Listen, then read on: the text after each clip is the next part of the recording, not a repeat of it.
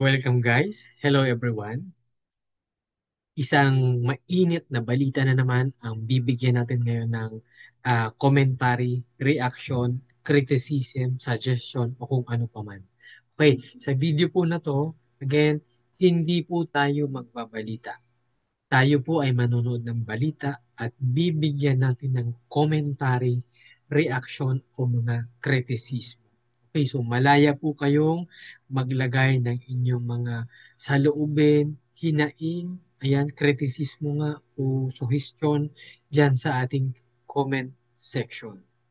Okay, so pero kung bago ka pa lang sa ating YouTube channel, please like, share, and subscribe at i-hit mo na rin ang notification bell button para updated po kayo every time na mag-upload tayo ng mga ganitong videos kung trip mo lang naman.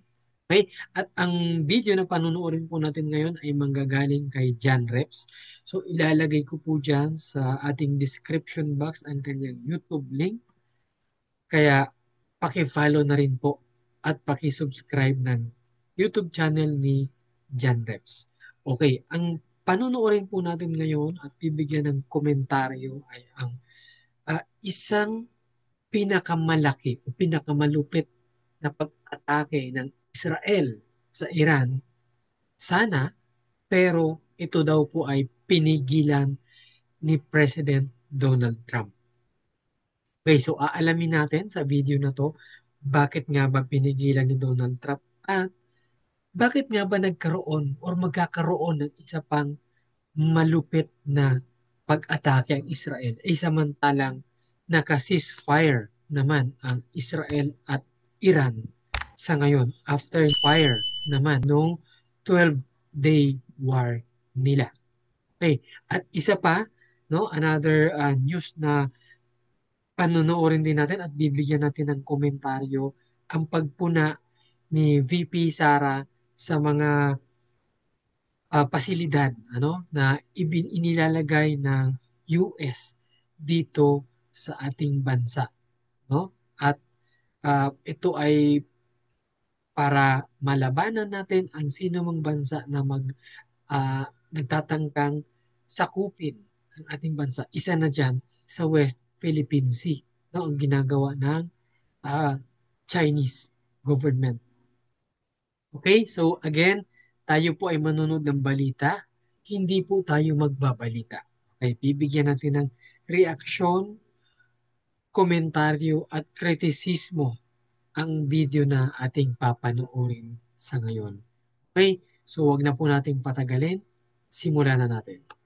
Nilabag umano ng Iran ang napagkasunduang ceasefire kaya't ang Israel ay nagdesisyon na iparana sa Iran ang atake na kailanman ay hindi pa umano nila naggagawa kung saan naka-full load ang mga fighter jets ng Israel nang sumugod ang mga ito sa Iran. Ngunit napurnada ang atake ng Israel dahil agad umano itong pinigilan ni US President Donald Trump. Alamin ang buong detalye mamaya.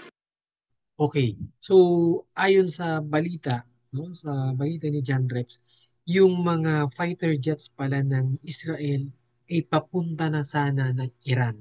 Naka-full load ng mga missiles, nakapunta na para sana atakihin ang Iran. Pero ito ay hindi natuloy dahil pinigilan ni Donald Trump, ni President Donald Trump. So alamin natin. Ano po? Balik tayo. At sa ibang balita naman, pinuna ni BP Sara ang paglalagay ng Amerika ng mga missile system nito sa bansa. Pinuna din nito si PBBM dahil wala umano itong vision at nagpapadala lang sa Amerika, sabay giit na ang Pilipinas ay hindi umano handa sa gyera kontra China. Kaya't para malaman ang buong detalye ay tumutok at makinig na mabuti. Tumigil na ang gyera sa pagitan ng Israel at Iran at nagtagal lamang lang 12 araw ang kanilang bombahan. Ngunit sa videong ito ay babalikan natin ang mga nangyari sa pagitan ng dalawang bansa bago ipatupad ang ceasefire. Noong Lunes ng umaga ay ipinaranas ng Israel sa Iran ang malakas na atake nito at winasak ang mga base militar ng Iran na umabot sa daang-daang Iranyang military umano ang NATODA, sinabi yan ni Prime Minister Benjamin Netanyahu. At pagdating ng Martes ng gabi, ang Iran ay naglunsad na ng missile strike sa Qatar bilang ganti umano sa ginawang atake ng Amerika sa kanilang mga nuclear site. Walang tinamaan sa missile strike ng Iran dahil ang mga missiles nito ay pinabagsak ng Qatari Air Defense System. Ngunit ilang oras lang ang nakalipas. Noong gabi ding iyon, alas 3 ng umaga, ang Israel Air Force ay muli na namang umatake sa Iran at base sa report ay naabutan ng Israeli Air Force ang mga missile launchers ng Iran na handa na umanong pakawalan dahil nakaangat na lahat ng mga missiles nito at nakatutok sa Israel. Kaagad na winasak ng Israeli Air Force ang mga missile launchers ng Iran pati na ang mga empty launchers nito. Ang iba pang winasak ay ang radar, drone storage, missile storage at mga base ng Iran paramilitary forces, pati na ang pagtuda sa Brigadier General na si Ali Riza Lofty na isa umanong deputy head ng Iranian intelligence. Matapos ang ataking yan, pagsapit ng alas 7 ng umaga kahapon ay inanunsyo na ni Trump ang ceasefire sa pagitan ng dalawa kung saan tumulong din umano ang Qatar upang sabihan ang Iran na tanggapin umano ang ceasefire habang ang Israel naman ay nakinig sa utos ni Trump. Saktong alas 7 ay effective na ang ceasefire, ngunit pagdating ng 7:06, 6 na minuto lang ang nakalipas, ay isang missile sumaro ng pinakawalan ng Iran, ngunit hindi agad tumugon ng Israel. Ngunit pagsapit ng 10:25, abay dalawang missiles muli ang pinakawalan ng Iran. Kaya naman ang Israel ay dito na nagdesisyon na iparanas ang pinakamalakas na puwersa ng Israel bilang bahagi ng tinatawag nilang Amkilavi na hindi pa umano nararanasan ng Iran at hindi pa umano nagagawa ng Israel kailanman. Okay. So, kaya pala nagbanta ang Israel na bibigyan ng pinakamalupit na atake ang Iran dahil naka-ceasefire sila pero itong Iran ay lumabag sa usapan or sa agreement nila sa ceasefire. So ang Iran ay nagpalipad ng bale total of 3 missiles papunta ng Israel. So kaya dahil dito, nagdesisyon ng Israel na ibigay ang pinakamalupit nilang atake. Balikan natin. Mga fighter jets ng Israel ay naka-full load o punong-puno ng mga kargang missiles. Hindi nabanggit kung ilang mga fighter jets ang kasama sa operasyon pero malamang na marami ito dahil sa sinabi ng Israel na ito umano ang unang beses na ipaparanas ang lakas ng Israel. Nang lumipad na ang mga fighter jets ng Israel patungo sa Iran ay biglang nag-anunsyo o nag-post si US President Trump at sinabing ang mga fighter jets umano ng Israel ay hindi na aatake at ang mga fighter jets umano ng Israel ay pauwi na. Sa madaling salita ay pinigilan ni Trump ang pinakamalakas sanang wave strike ng Israel sa Iran. Sinabi ni Trump sa isang media interview na ito umano ang unang beses na ang Israel ay naka-full load o nagkarga ng maraming missile sa mga fighter jets nito. Hindi rin umano siya natutuwa sa ginawa ng Iran dahil sa paglabag sa ceasefire dahil gumamit ito ng missiles. Ganon din umano sa Israel na muntik nang umatake sa Iran. Yeah, I do. They violated it, but Israel violated it too. Are you questioning if Israel is committed? Israel, as soon as we made the deal, they came out and they dropped a load of bombs, the likes of which I've never seen before. The biggest load that we've seen. I'm not happy with Israel. You know, when I say, okay, now you have 12 hours, you don't go out in the first hour and just drop everything you have on them. So I'm not happy with them. I'm not happy with Iran either. But I'm really unhappy if Israel's going out this morning because the one rocket that didn't land, that was shot. Parang dalawang bata na nag-aaway lang, no? Sinasaway na sila ng US, no? Nagkaroon sila ng ceasefire, pero yung isa patuloy pa rin na nilabag yung ceasefire at nagpadala pa rin ng missile sa Israel. Okay, balikan natin. Perhaps by mistake that didn't land. I'm not happy about that. You know what? We basically have two countries that have been fighting so long and so hard that they don't know what the fuck they're doing. Do you understand that? You had a response to Iran?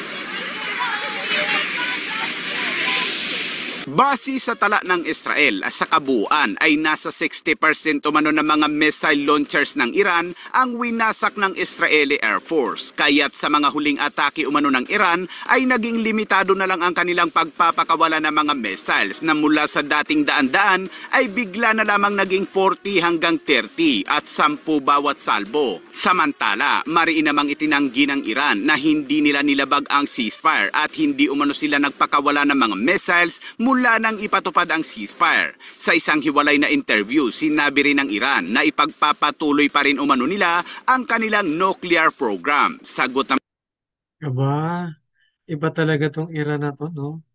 Kahit may agreement, kahit ah, talagang binabawal naman talaga yung paggagawa ng mga ganong kalalaki na nuclear weapons, itong Iran ay magpapatuloy pa rin sa halip ng katatapos lang na gera nila ng Israel.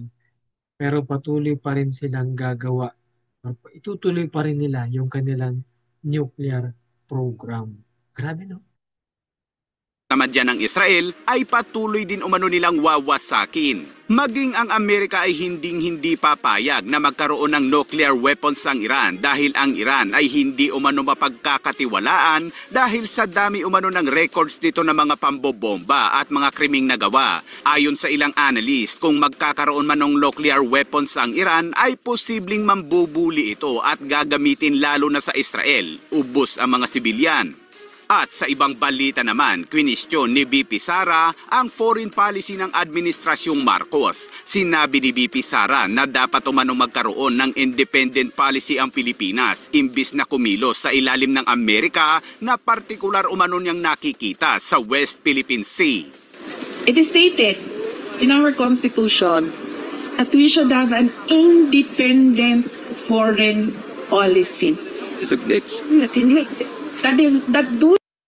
Kung mapapansin natin guys, di ba? Dito sa portion na to ng video, binibigyan ng mas sinusuport. Kita natin na sinusuporta ni VP Sara ang China. Alam naman natin noon pa, di ba? So, sa panahon ng kanyang ama, kaya nga nakabuelo ang China maglagay ng kanilang mga ah, base militar, mga facility diyan sa West Philippine Sea. So, kaya pinupuna niya ang ang mga ginagawa ni PBBM. Do not lean to a foreign power that do not favor US or do not favor China. Kinundi na rin ni BP Sara na nakapasok sa bansa ang mga missile system ng Amerika tulad ng Typhoon missile system na sinundan pa ng mga Nemesis anti-ship missiles. Hindi ko naman ang away nung isa. Saan mo gagamitin yung missile? Sino ang gigira sa Pilipinas? Giit pa ni BP Sara ay hindi Ito namang ginagawa ng US at ni PBBM. Hindi lang naman ito sa China. Kung sino man ang bansa na magtangkang sakupin tayo, magagamit natin to. Diba guys? Kasi tayo ang dami nang sumakop sa Pilipinas, di ba? Daan-daang taon ang nakaraan, di ba? Part na nga siya ng history natin, di ba? Pananakop ng Spaniards, ng Hapon, no, ng Amerika. So, kaya ito, ginagawa to ni PBBM, hindi lang sa personal na obheto, kundi para sa ating bansa at para sa ating mga mamamayang Pilipino. Okay, balikan natin.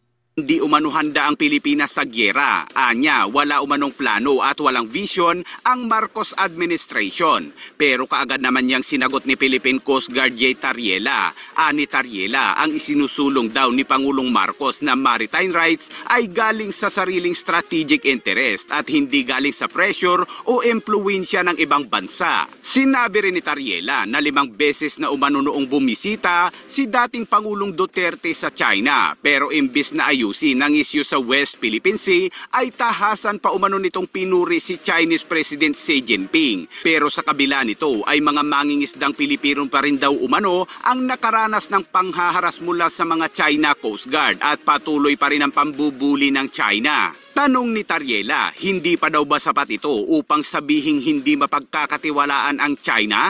Ito na ang pinakadirektang puna ni BP Sara sa foreign policy ni PBBM, partikular sa West Philippine Sea. Noong nakaraang taon lamang ay dinepensahan ni BP Sara ang kanyang pananahimik kaugnay sa usapin sa West Philippine Sea at sinabing hindi anya ito trabaho ng Vice Presidente. Okay guys, so dyan nagtatapos ang video na ating pinanood o balita na ating pinanood at bibigyan natin ng commentary, reaction, at criticism. Okay, so please pakisulat na lang po, pakilagay na lang dyan sa aming comment section ang inyong mga masasabi, ang inyong mga suhestyon ukol dito sa ating balitang pinanood ngayong araw. Okay, again, kung bago ka pa lang at trip mo ang mga ganitong klaseng video o ganitong klaseng content, please like and share at paki-subscribe na rin ang ating channel at i-hit mo na rin ang notification bell button para every time na mag-upload tayo ng mga ganitong content ay ma-notify po kayo. At syempre, ilalagay ko po dyan sa ating description box ang link ng YouTube channel ni John Reps. Please subscribe also ang YouTube channel ni John Reps. Ayan, so again, hanggang sa muli po, maraming salamat po.